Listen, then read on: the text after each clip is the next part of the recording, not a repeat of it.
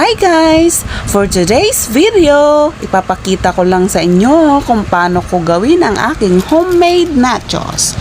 Ayan guys, ang ating chips ay ang pita bread. Ayan, meron tayong keso.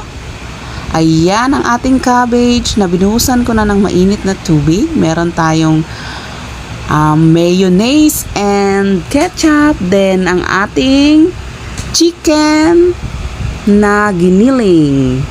Ayan, meron din tayong pipino, kamatis, at puting sibuyas. So, ito guys, ay maggigisa-gisa muna tayo. Lutuin muna natin ang ating chicken. Ayan. Gisa muna natin ang ating sibuyas. At naglagay ako dyan guys ng kaunting chicken cube. Siyempre, lagay na natin ang ating chicken.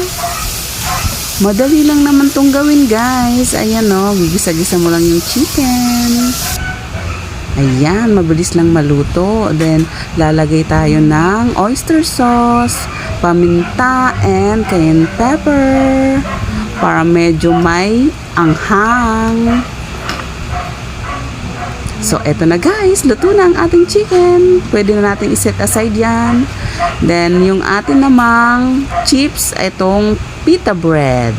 I-slice lang natin guys ng maliliit na triangle. Ayan. Madami na ang malulutuan nito guys. Good for, 5 to 7 person ang kakain. Ayan. Ipiprito na natin guys ang ating chips. Mabilis lang ang pagluluto nito guys, kaya hindi nyo dapat pwedeng iwanan. Saglit lang pagkalagay mo, pag mainit yung mantika, pagkalagay mo lang ilang seconds lang, luto na agad. So pag golden brown na guys, pwede nating hanguin. Ayan, lagyan natin ng tissue para ma-absorb yung excess na oil. So, eto na guys. I-assemble na natin. Ayan. Assemble na natin guys. Lagay na natin lahat ng mga ingredients dyan sa ibabaw ng ating chips.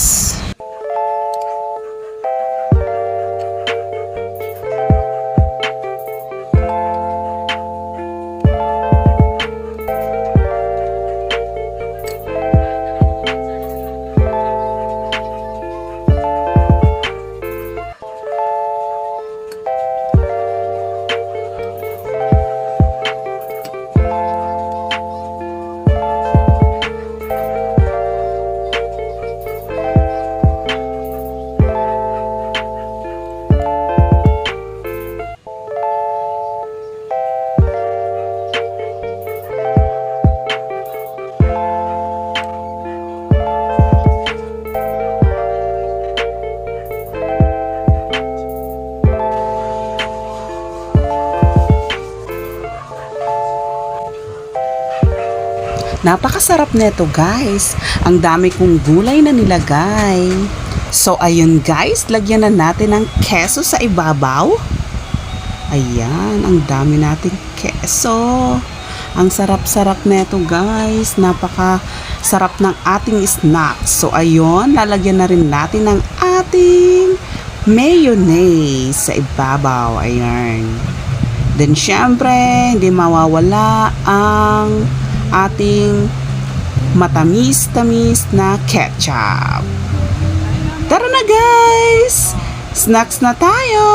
Ang sarap ng ating merienda or snacks today. Yum, yum, yum, yum!